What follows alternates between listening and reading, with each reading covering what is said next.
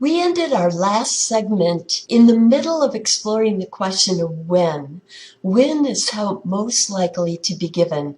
So let's pick up there with that list and add to it. We are also more likely to help when we are in a good mood.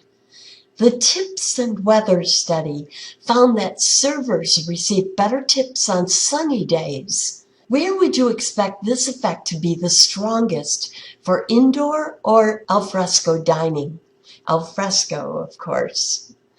This picture, by the way, is of my favorite restaurant in Tempe called the House of Tricks.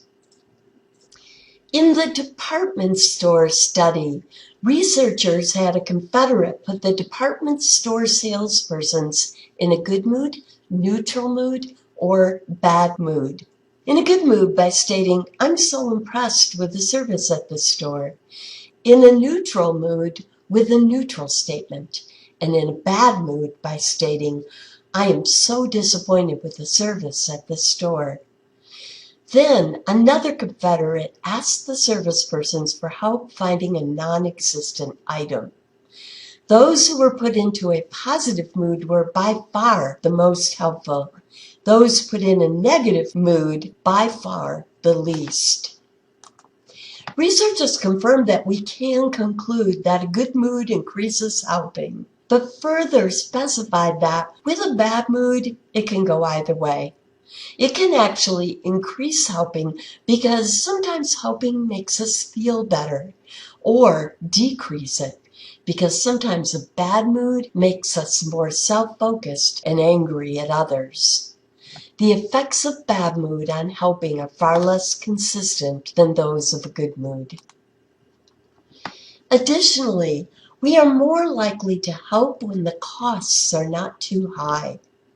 One social psychologist in the nonprofit volunteer study asked students to volunteer to collect donations for a nonprofit organization. Some were asked to collect at a desk, others to go solicit door to door. Which students do you think were the most likely to volunteer? Those who were asked for the simpler desk help, of course. And finally, we're more likely to help after observing a model engaged in helping behavior. In a classic study called the LA Driver Study, it was arranged that some Los Angeles drivers would witness another driver getting help a quarter of a mile before, and other drivers not to witness this. All then encountered a disabled car. Which do you think were the most likely to stop and help? Those who had witnessed the model, of course. Now, speaking of models, we've seen how media is a powerful model of both aggressive and pro-social behavior, right? Recall the hi-fi stereo store crime that was discussed at the beginning of our aggression lecture? It was found during police questioning that the murderers had learned their heinous form of torture from the movie Magnum Force. Remember that? In this film, a prostitute was forced to drink Drano, which caused her to die from the inside out. But we also learned about Kristen in this lecture, the little 4-year-old girl who wanted to donate all of her toys to children who were victims of the Japanese tsunami. When questioned, it was discovered that she was inspired by her favorite TV show, Mr. Rogers' Neighborhood. An extensive meta-analysis of research on media effects found that the effects of pro-social media are almost twice as large as those of violent media.